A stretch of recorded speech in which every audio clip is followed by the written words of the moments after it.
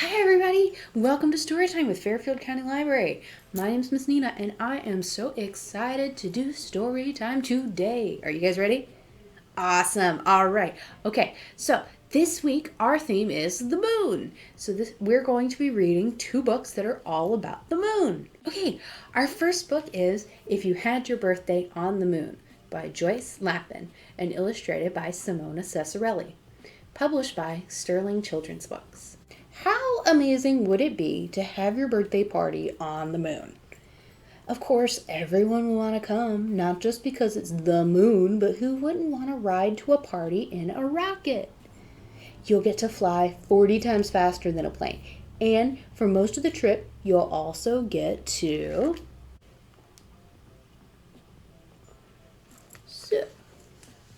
float. Once your ship is coasting through space, everyone at your party will be weightless. Just unbuckle your seatbelt and you'll start to float, surrounded by party hats, presents, and your piñata. You'll find that even the tiniest push will send you sailing through a sea of friends. You'll do somersaults in the air and have handstand contests on the walls. Some of you will even float upside down. Strangely, it'll feel the same as floating right side up. When you're weightless, there's no up or down. In fact, if your birthday cake floats upside down, it'll be just as safe as if it was right side up.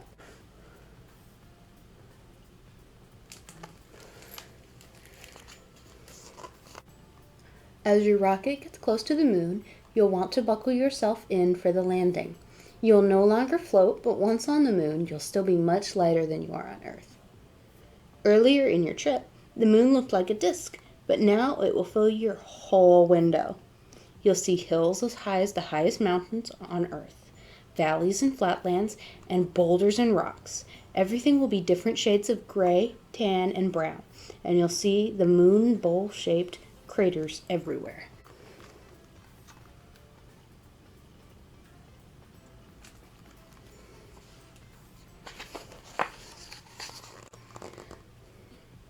In picking the very best spot for your party, it's helpful to know that the same side of the moon always faces Earth.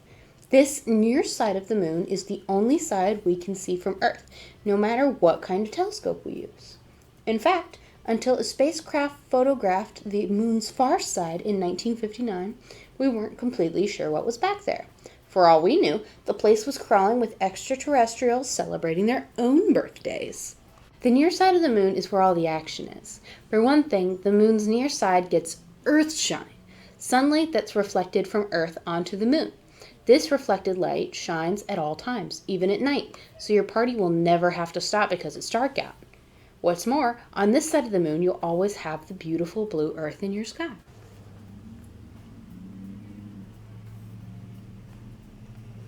All right. When you land on your perfect party site, everyone will be eager to go out onto the moon. But since it's your birthday, you get to be first. You'll climb down the ladder, followed by your friends. Everybody's safe in the moon's low gravity. You and your guests will look around in awe, hardly believing you're actually on the moon. Then you'll look up and see Earth in their sky, many times larger and brighter than a full moon. Before doing anything else, you'll take seats on moon boulders and watch our planet turn.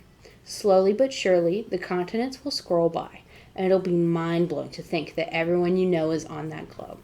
However, you'll notice something very, very strange. All around you, the moon's surface will be bright, but when you look up, the sky will be black. To understand why the moon's sky is so black, let's explore why the Earth's sky is blue. Light from the sun looks white to us, but it's really made up of all the colors of the rainbow. On Earth, air causes the sun's blue light to scatter, and this makes our daytime sky look blue. However, the moon has no air. In fact, it has almost no atmosphere at all. This means there's nothing to scatter any color light at any time, and the moon's sky is always a deep black.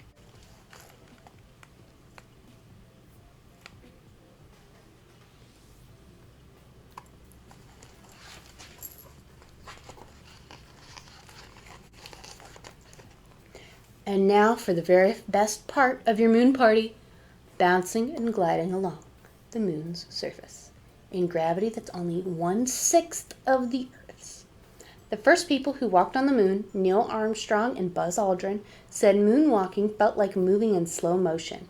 People who watched it on TV said it looked like slow motion.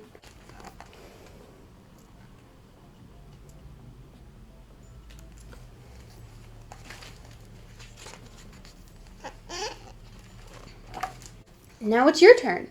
If you weigh 100 pounds on Earth, you'll only weigh about 17 pounds on the moon. You'll find yourself leaping 6 times higher and farther than you can on Earth. No need for a bounce house at this birthday party. One-handed push-ups will be easy peasy. In fact, if you push up too hard, you might push yourself right to your feet. Throw or hit a ball on the moon and it'll fly 6 times farther than it would on Earth. It'll also stay in the air 6 times longer. Hit a home run at your party, and after running the bases, you'll have time for group photos before the ball lands. In 1971, astronaut Alan Shepard became the first person to play golf on the moon, in an area of the moon called the Fra Mauro Formation. Shepard hit 2 balls with a club he'd snuck onto Apollo 14.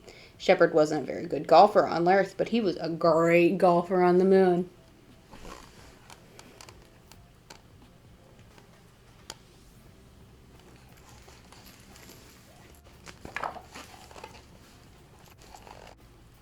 You're probably bursting to check out the moon's craters.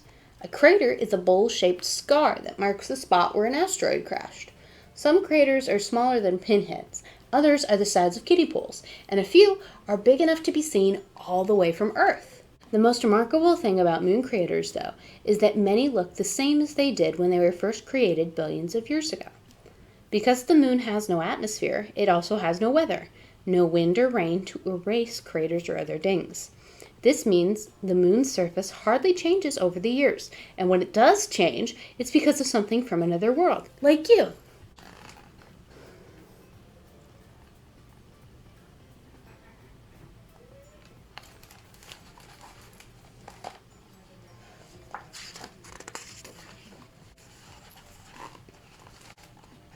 You might be wondering how you'll have time to do everything you want to do on the moon. So you'll be happy to know that your moon birthday will last nearly 30 days. How does the moon deliver this mega birthday? Well, like Earth, the moon rotates, spins like a wheel. Each full rotation equals a single day. The Earth takes 24 hours to rotate, so one day on Earth is 24 hours, but the moon takes 709 hours to rotate. That's 709 hours a birthday. When you're ready for a different kind of playground, you can visit the moon's maria. Maria are the parts of the moon that look dark from Earth. Scientists used to think these dark areas were oceans, so they named them maria, which means seas. Almost 1/3 of the moon's near side is maria, but hardly any of the far side is. Nobody is sure why.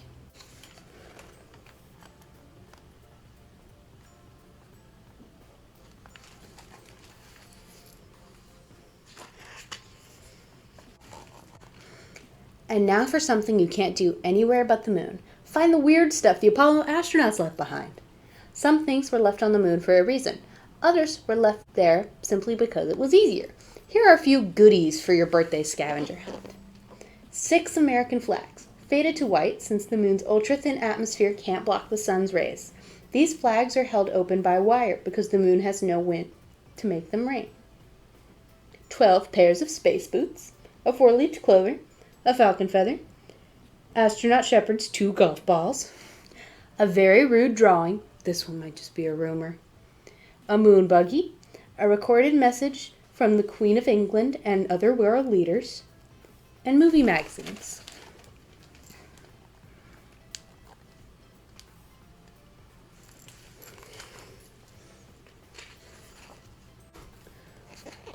One thing you'll love about roaming the moon is the nice squishy cushion of dust under your feet. This soft carpet of moon dust, 2 inches thick, might tempt you to lie on your back and make moon angels. Go right ahead. Remember, the moon doesn't refresh its surface, so if you ever return for another birthday, your moon angels will still be there. All of your guests will surely want to pick up a nice moon rock to bring home. A light-colored rock will probably be from a hill or crater. A dark-colored rock might be from the moon's maria. Whatever rock you pick, just make sure it's small. A rock you can lift easily on the moon is going to weigh 6 times more back on Earth.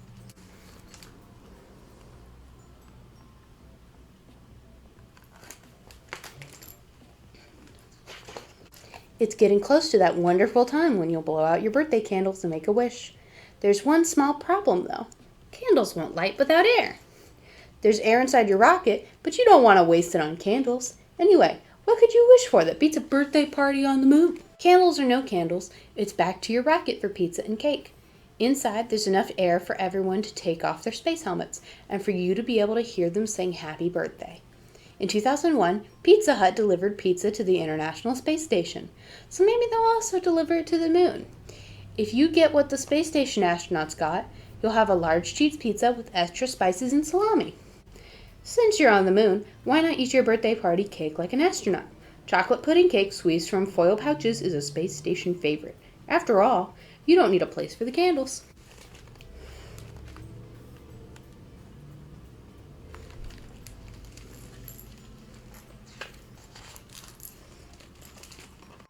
If there's one thing you probably never expected to do, it's hit a piñata on the moon. To swing a piñata stick in low gravity, you'll need to plant your feet firmly on the ground. In fact, the winner is likely to be the person who can stay on their feet while swinging.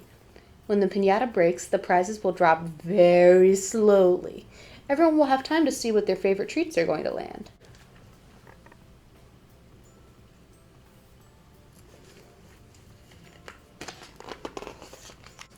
There's no better way to wrap up your moon party than with a glorious rocket ride home. You and your friends will have 3 days in space to open your presents, chase floating piñata prizes, and rip into goodie bags stuffed with moon pies. You'll probably also look back at the moon and try to find the exact spot of your party. As Earth gets larger and larger in your window, you'll wish your moon party didn't have to end. But hopefully, very, very soon, you'll all be invited to someone else's birthday on the moon.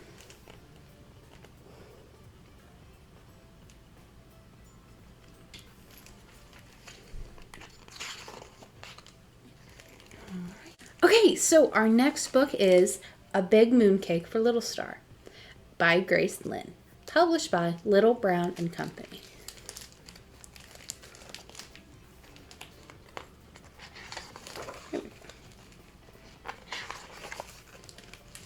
Little Star's mama laid the big mooncake onto the night sky to cool. "Now, Little Star," Mama said, "your mooncake took us a long time to bake, so let's see if you can make it last a while. Can you remember not to touch this big mooncake until I tell you to?" "Yes, Mama," Little Star said, nodding.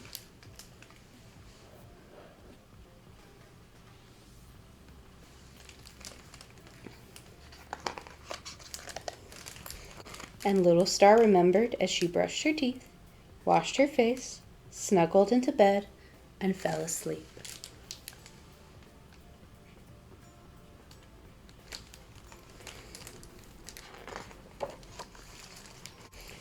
But in the middle of the night, Little Star woke up.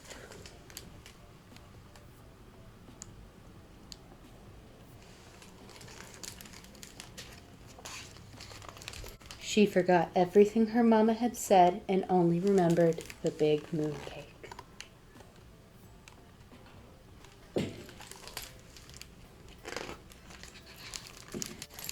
Pat, pat, pat. Little Star's soft feet tiptoed to the big mooncake.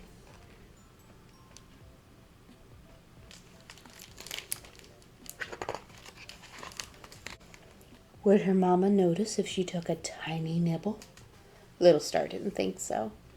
Yum.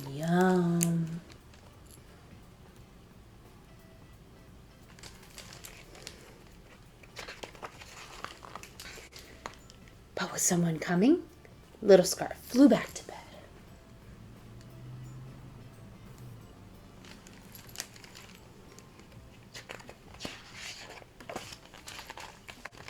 The next night, Little Star remembered the big mooncake again. That one bite had been so sweet and tasty. Was the cake still there?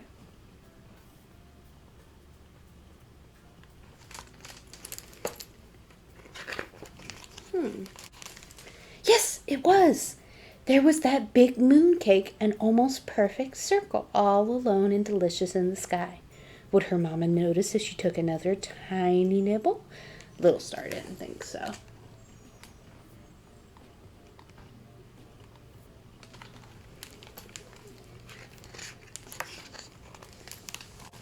Yum! Little Star flew back to bed.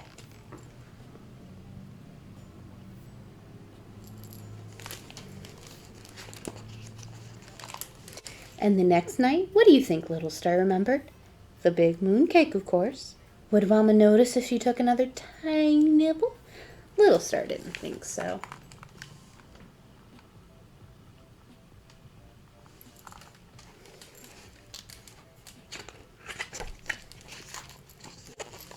And the night after that, what did Little Star do? Nibble, nibble, yum.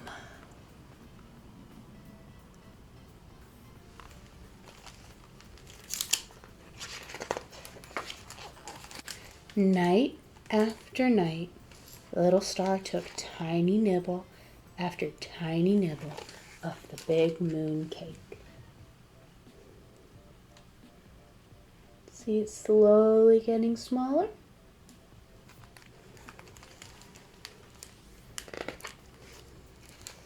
Until one night, Little Star's mama went to look for the big mooncake. Where was it? It was gone. Instead of a glowing round cake, there was just a trail of twinkling crumbs.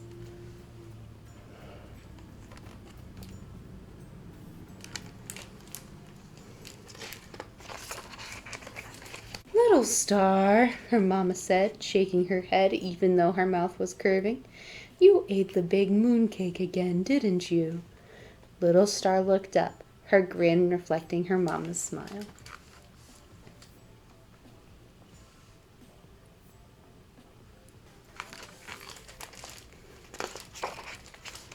Yes, Mama, Little Star said, nodding. Now let's go make another one.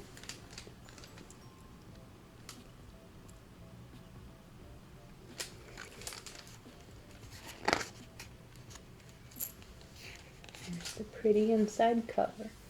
Them making more mooncakes.